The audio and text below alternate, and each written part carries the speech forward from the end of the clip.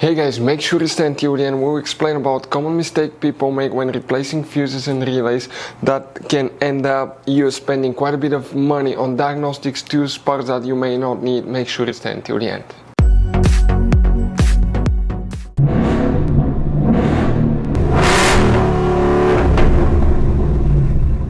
Hey guys, welcome back to Free Car Repair. Thank you guys for watching and subscribing to the channel. Today will be super helpful video to any of you having a Ford Explorer, that generation here from year 2011 to year 2015. If you need to find where the occupant classification sensor fuse, that's for the passenger seat, airbag detection fuse that tells if the passenger is heavy enough to activate the airbags.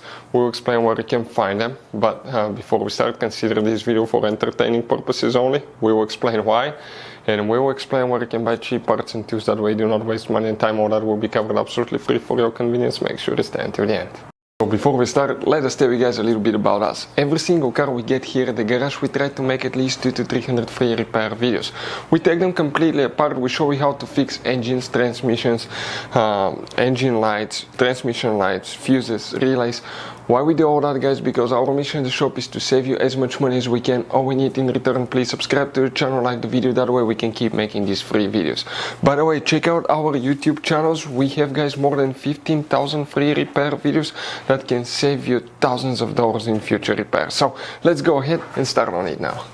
For the occupant classification sensor, which fuses and relays we need to check, we will, guys, demonstrate on this Ford Explorer here. We'll be working in a fuse box that's hard to get to. We'll explain now. We need to open the driver door. Then you need to come to the driver's side footwell compartment.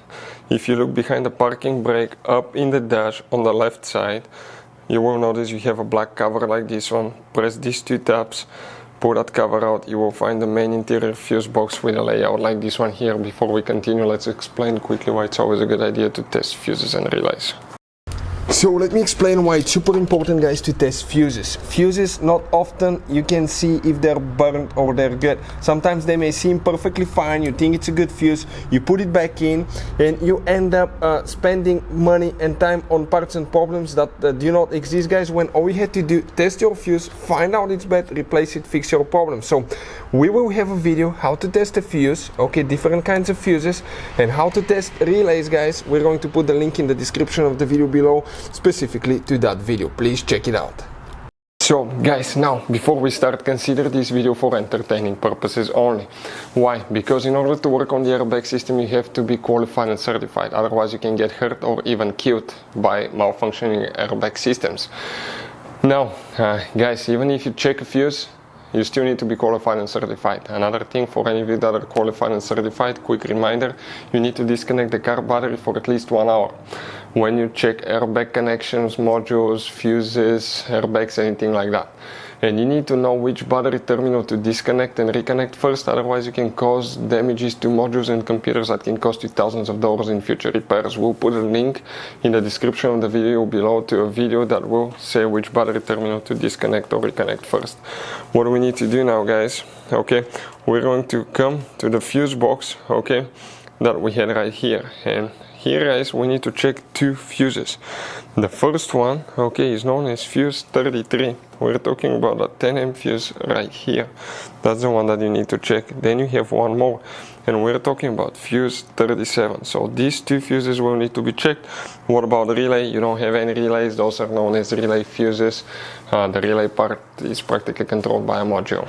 So guys, by the way, you have all kinds of different fuses, relays, circuit breakers, and check under the hood. It's even more complicated, guys. And even you have some special fuses, okay, like this one right here. One time we needed a replacement fuse, we couldn't get one, and we were stuck in the middle of nowhere because of that. We'll recommend to buy some, put them in the glove box for a peace of mind. We'll share the link in the description of the video below for your convenience, where you can get them at a good price, quick shipping, that way you do not waste money and time. Thank you guys for watching, and see you next time.